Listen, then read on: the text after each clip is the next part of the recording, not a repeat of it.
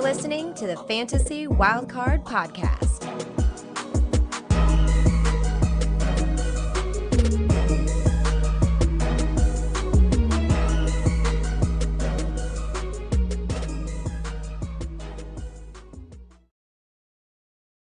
Hello and welcome to the Fantasy Wildcard Dynasty show. You will notice if you are looking at this on YouTube or on the stream that it is going to be a solo show tonight. It is me, Ali. You can follow on X at FF Dynasty Grill. Welcome in. And yeah, I have been left the controls this week. Kev is obviously not wanting to show his face because of a certain result from the weekend where the Eagles got slapped. I won't talk about it too much. I know he's expecting it, but I'm not going to mention it too much just because we always beat your Eagles, Kev. So don't need to rub it in too much. Mags is not on the show also tonight. He's not very well at the minute, so I hope you get better soon, Mags, and hope to see you on the show next week where we'll be reviewing Dynasty Week 5. But yeah, it's just me. I'll grab myself a beer. Things could get a bit leery tonight. So yeah, we are going to be recapping Week 4 of the Dynasty season. It was another really interesting week where there was some really interesting things going on. Some usual things like the tight ends absolutely sucked, like Mark Andrews, Kyle Pitts.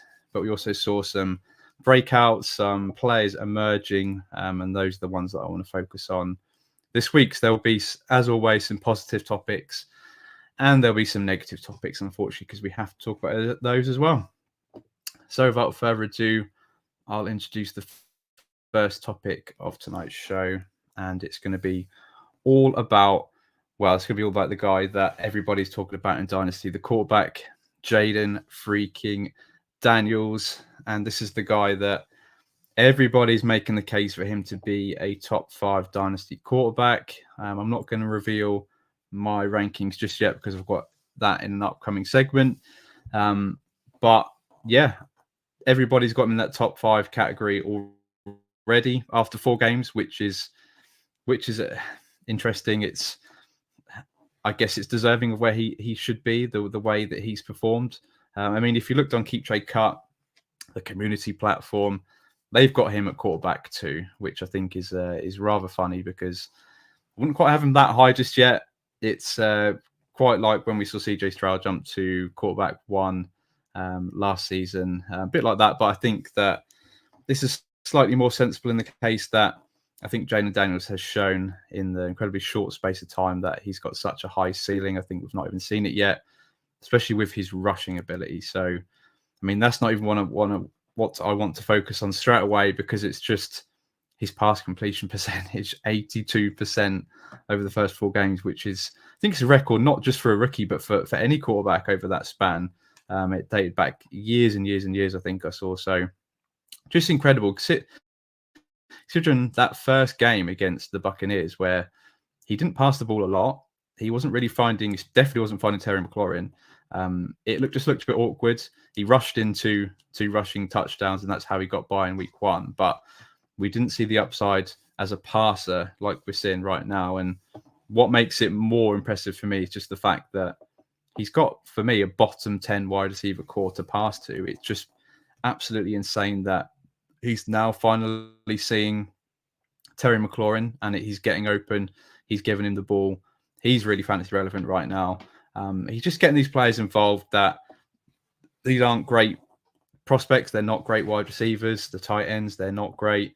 The offensive line is something that we mentioned at the start of the season could be a bit suspect. But, I mean, putting this all to bed, the Commanders are 3-1, and Jayden Daniels just looks elite right now. You can't say anything otherwise. And just talking about now his rushing upside, 46 rushing attempts already through 4 games. So he's averaging over 10 per game, which is exactly what you want to see.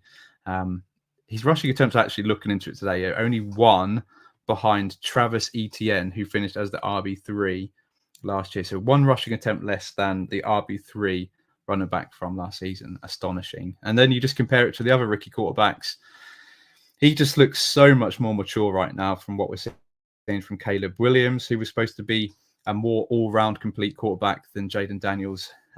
Just looks completely different to him. He looks like he's been in the league, Jayden Daniels, for a good 3 or 4 years. He looks so comfortable, so much more mature. And in fact, he's 23, nearly 24 years old. So I suppose in a way he's more mature, but he looks like he's been in the league longer. And I heard an interesting topic talking about these rookie quarterbacks that have struggled the past few seasons over on a different podcast. And I just think it's a shame that our expectation of rookie quarterbacks is just so high that they have to hit immediately or they're just a bust. I think in an ideal world, these rookie quarterbacks would come in and they would almost all sit for a year or say half a season before taking the quarterback one spot when they're actually ready.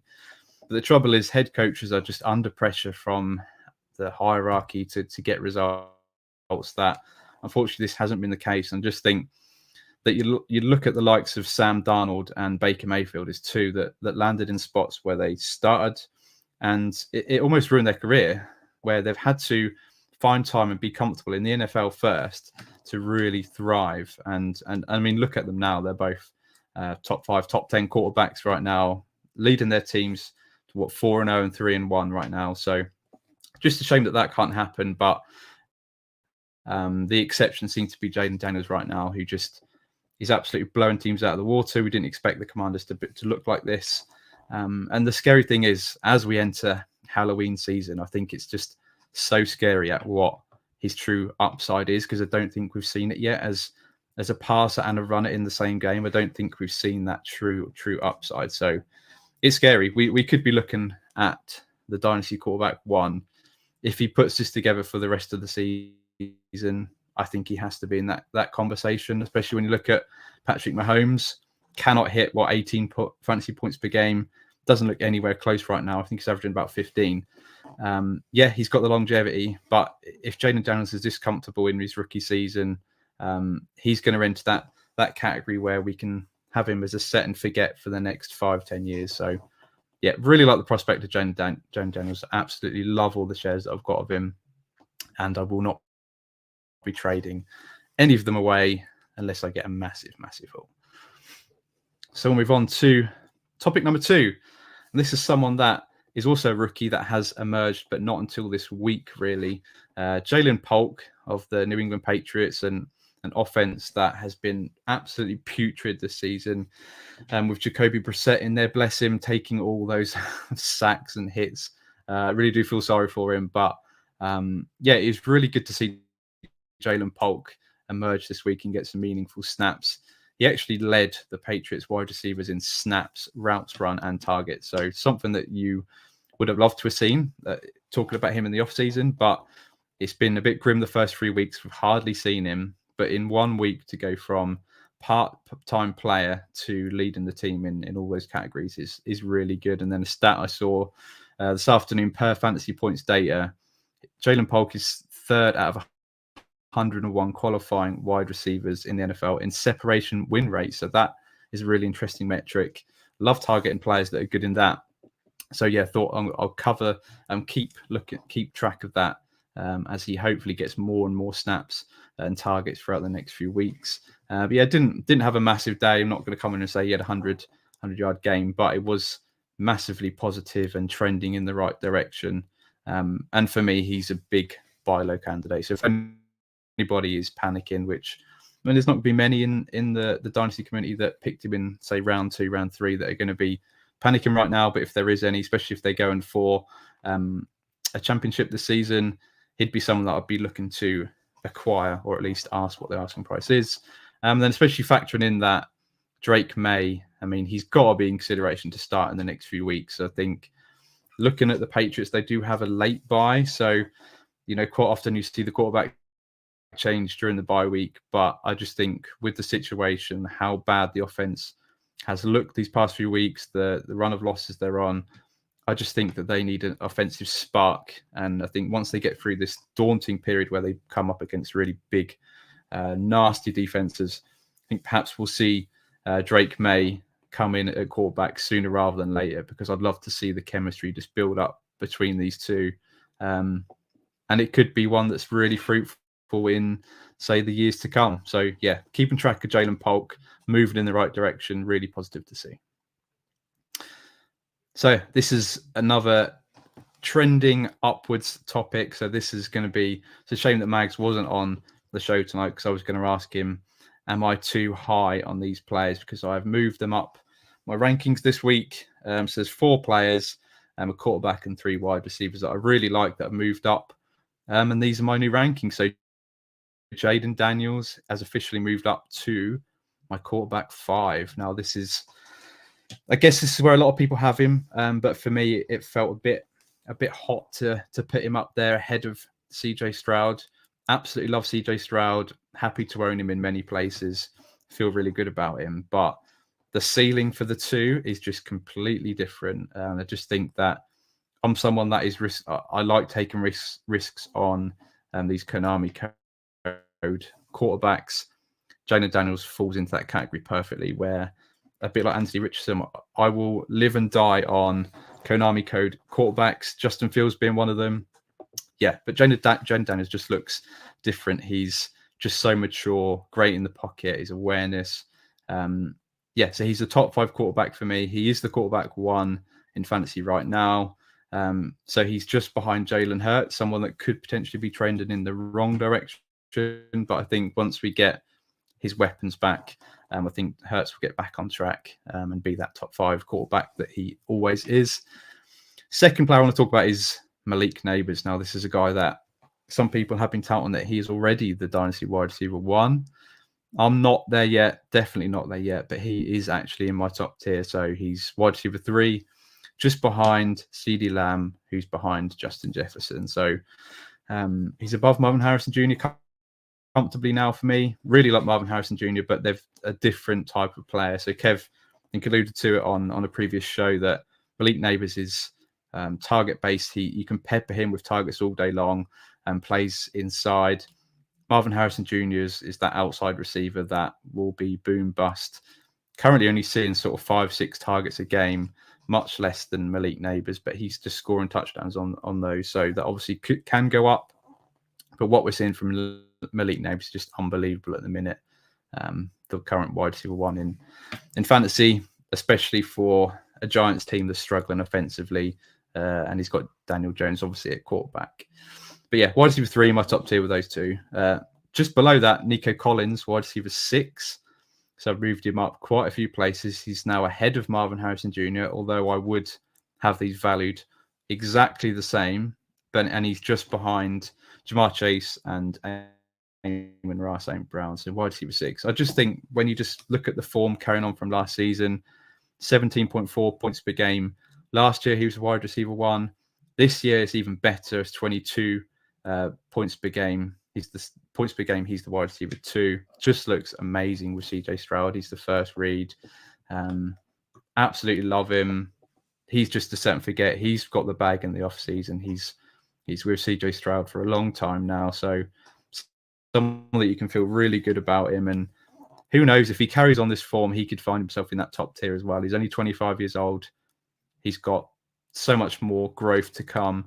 I think Stephon Diggs is going to be a good asset for them this year, perhaps another year, but we could only see him be there for 1 year. And Nico Collins is already the first target. So the sky's the limit for Nico. Absolutely love him. Then the third one is Brian Thomas Jr. I've moved him up to my wide receiver 18. So he's one spot ahead of Jalen Waddle, who I really like, but I just absolutely love what I'm seeing from Brian Thomas Jr. He's equal value to Rome Odunze. So Rome Odunze's not done a massive amount yet this season, but the signs are all there. He's not been targeted a massive amount, but he's such a solid prospect. Absolutely love him as a prospect. And I can't quite move Brian Thomas Jr. above him after 4 weeks, but someone that's definitely in that tier now with the likes of Waddle, Tank Dell, Rome Odunze. It's quite a big tier, but he's definitely got himself among there and trending in the right direction as that sort of wide receiver 1 for the Jags. So we'll move on to the next topic, which is a negative topic. And this is the Miami Dolphins. Miami feeling the heat. Unfortunate stat for Dolphins fans that he's had 9 straight quarters now without a scoring touchdown. Not him, sorry. The team have had 9 straight quarters without a scoring touchdown. This is supposed to be the best offense in the NFL. This team put up over 70 points at almost the same stage last season on the Denver Broncos. They're supposed to have the best offensive coach, offensive mind in the NFL. It's a big yikes right now. Tyler Huntley come in, albeit it's his first start. It's going to look better. But he put up 96 total passing yards this week.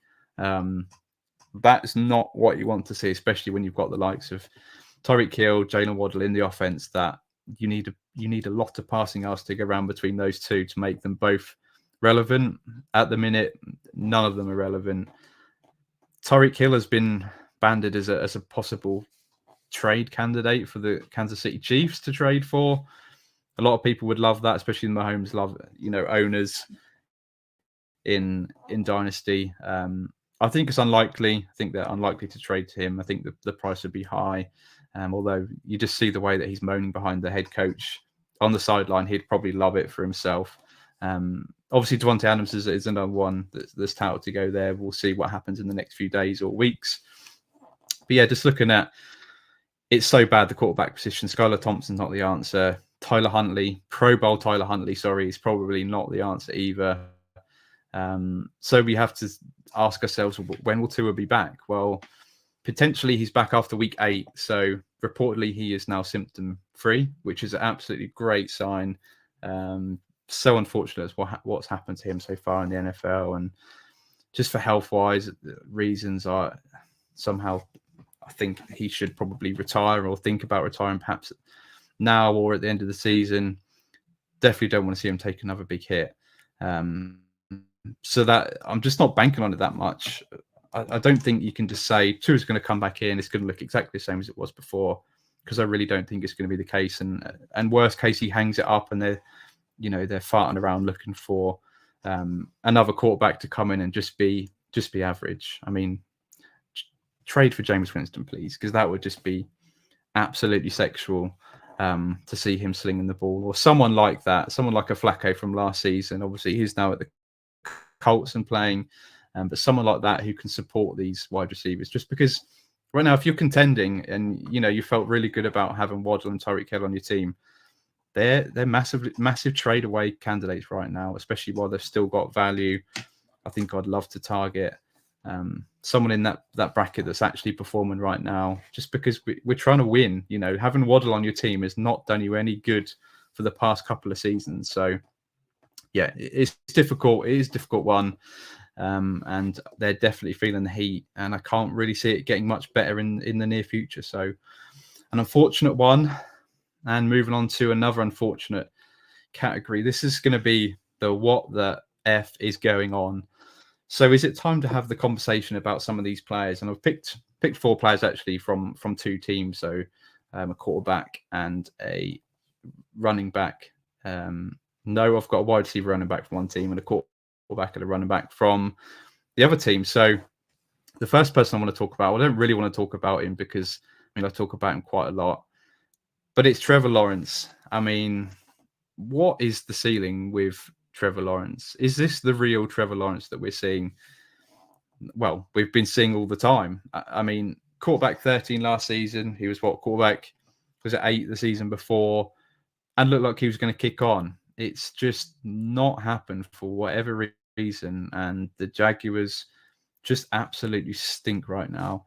Doug Peterson's under massive pressure. I think there's reports asking him in his press conferences about his job, which he gives strange answers to, or thinks that that's a strange question. But when you've lost 9 out of 10 games, Trevor Lawrence has lost his last 9 games straight.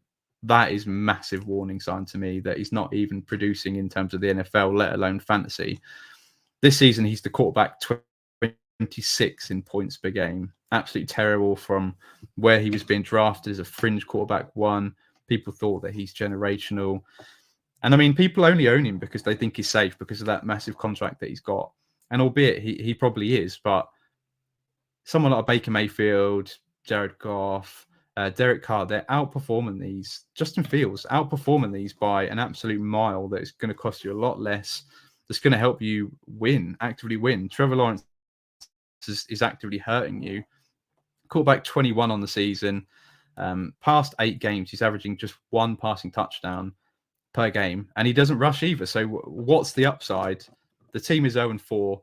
There's going to be some changes made. That's the only positive I can see coming out of this for fantasy would be if the head coach goes, they bring on an offensive mind that just gives a spark to this offense. Because, I mean, he got 2 new weapons, 2 pass catchers that go deep. Gabe Davis, Brian Thomas Jr. It looked perfect to me, but it hasn't worked again. There's got to be question marks. There has to be question marks over Trevor Lawrence. I just don't see the ceiling. So, yeah, going to continue to be out on Trevor Lawrence. And then he's running back Travis Etienne that's currently being outplayed by Tank Bigsby. He's only averaging 14 opportunities per game right now, whereas start of last season, it was about 22, 23, 24. That dropped down to about 16. This year, it's now only 14. And a reason for that is just Tank Bigsby that's come out of nowhere that was awful last year is outplaying him. It's truly becoming a split backfield. And unfortunately, his elite status is fading fast. So he was actually my unplant on the show at the start of the season, before the season. And it was an easy fade for me. I saw the writing on the wall. They want to keep him healthy, but give him far less touches. It's obviously worked, but that efficiency has just absolutely gone out the window this year. Whereas last year, he survived on volume and touchdowns as well. So 12 touchdowns in 2023 for an RB3 finish, which was a little bit false as well. It certainly didn't feel like that. And there were so many running back injuries last year as well. So really helped him out. RB3 finish. But this year, what's happened? What's the ceiling? What's the ceiling for this offense? And we're seeing Tank Bigsby come in, rip off 40, 50-yard runs and look really good. So he's going to be given the ball more often going forward.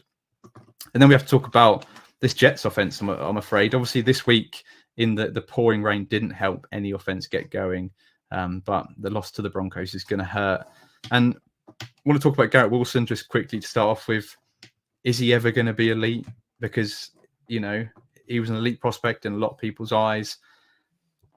We thought that the pairing with Aaron Rodgers was going to be absolutely perfect.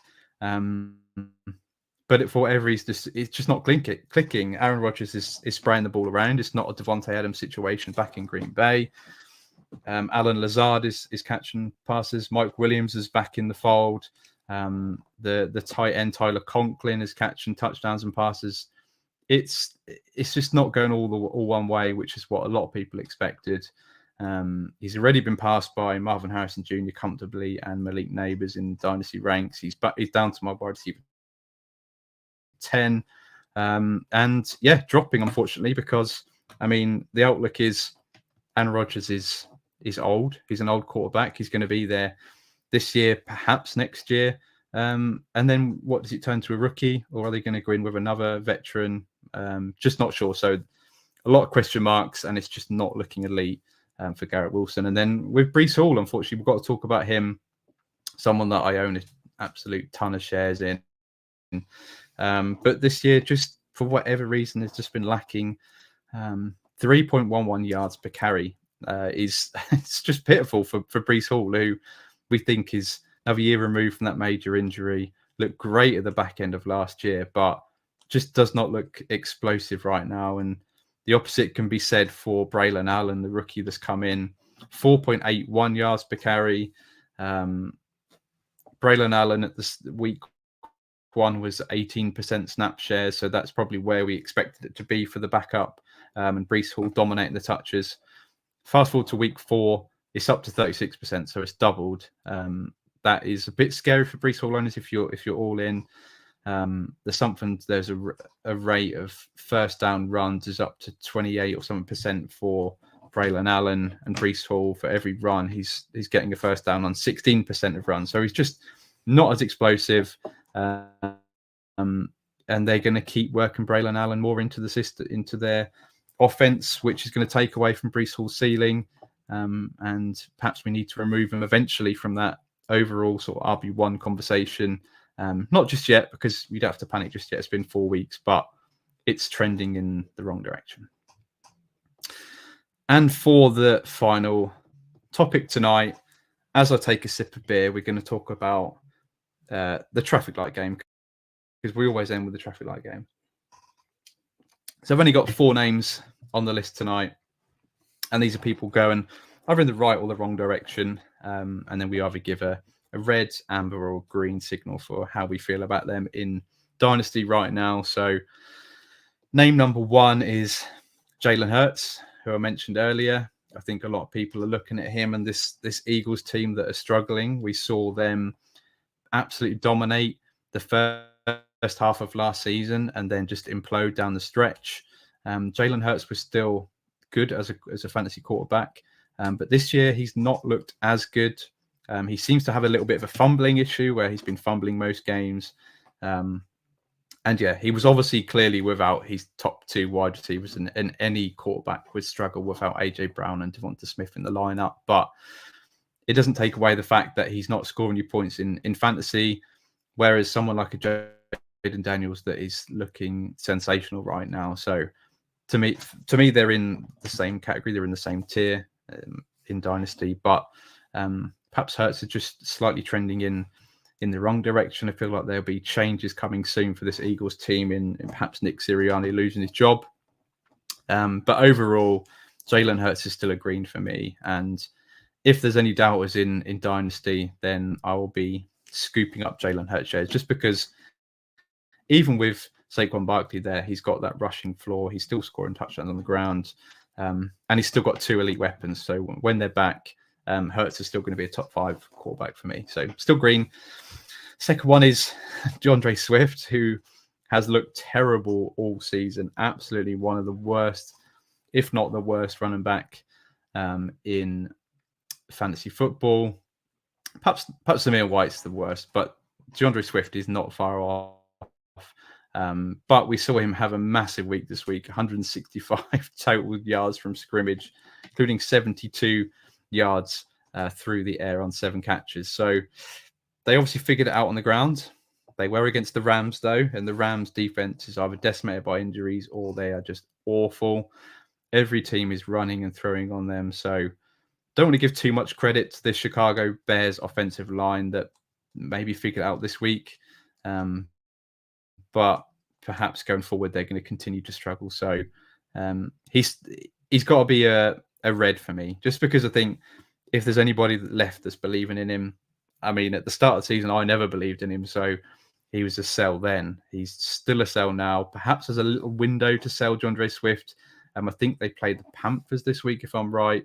Forgive me if I'm wrong. But if they do, perhaps he can have another nice game. And there's still your sell window to get out on Swift while he's still got that contract. And you can still sell him on those points. The wide receiver I want to talk about is Brandon Ayuk, which is someone that was so efficient last year, just looked great, sort of the number 1 target for Brock Purdy in the 49ers offense. But for whatever reason, well, there's probably a few reasons. The big pay dispute in the summer, in the offseason, would he get traded? We just did not know. He was turning up to practice, but not practicing, a bit of a hold in. But he eventually signed his contract, didn't want to leave. But I mean, he might as well not be there right now because he's not performing. He's not been that same spark, that same part of the offense that he was previously. So whether that's just Coach Shanahan getting his own back on the holdout or what, they need to figure it out because the 49ers are struggling right now. So Ayuk needs to be a big part of the offense going forward. That's why he's still a green for me. He's got that big contract. He's paid like a top 5, top 6 wide receiver in the NFL. Therefore, you just know that money talks in these situations, and they will get things going down the stretch where no doubt the 49ers will still make the postseason, and he'll be a big part of that. So, yeah, he's in that situation where if contenders, if people are looking at him thinking he's not performing for me, he's on the trade block, then he's someone that I am interested in inquiring. Then the final one, we have to talk about a tight end just because tight ends are trash right now. Kyle Pitts. So Kyle Pitts is someone that had 0 catches this week. It's just difficult, man, because other than Travis Kelce, that he's 35 years old, he looks to be back. And I mean, by default, he's going to have to be a big part of this offense going forward. So they're going to lean on him. He's going to be great. But the likes of Mark Andrews, Trey McBride injured, Sam Laporta injured, Brock Bowers is doing it, but not every week. It's so difficult for people to be confident in tight ends. And Kyle Pitts is someone that a lot of people have touted that can make that leap this season. Smart guy, Paul Pickin, said that to start his NFL career, while everybody thought he was the unicorn, says that he was average. He has been average, and he's still average this season. So he touted him as a breakout this year. Paul, it's not happened yet, but perhaps he can get there. Perhaps not. I mean, it's so difficult. I mean, if you've got Kyle Pitts, he's not doing you any favors on your contending team. But who do you trade him for? Which tight end do you trade him for where it's going to give you lots of confidence that that's an upgrade? Because it's not Mark Andrews. I mean, if you trade him for Kelce, you're getting 12 years older at the position. Brock Bowers is going to cost you a hell of a lot more. You've probably got Trey McBride that I absolutely love. But again, that's going to cost you, and he's injured. And then Sam Laporta as well. It's not happened for him. That is a difficult situation. So at still only 23 years old, I can't believe Kyle Pitts is still only 23. That is unbelievable. It feels like he's been in the league for a long, long time. He's an amber for me. I didn't rank him as high as a lot of people had him, like top 4, top 3 going into the season. I wasn't there. I'm definitely not there right now, although it's difficult at the top of the Titan rankings. But he's someone that I would say, look, he's 23 years old. To someone that's interested, he's got a big future ahead of him. This offense is only going to get better. Hopefully not this week against my Bucks, but yeah, he's a sell candidate for me. But I mean, you'd have to be careful who you trade for in that instance.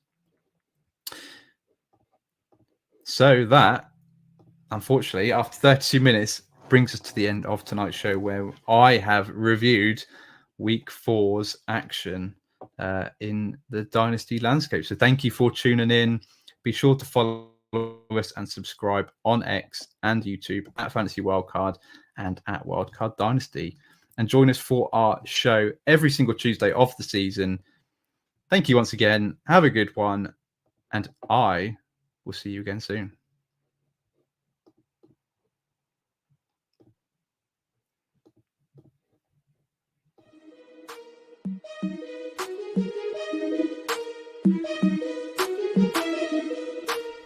When you have the wild card, you have the power to change the game.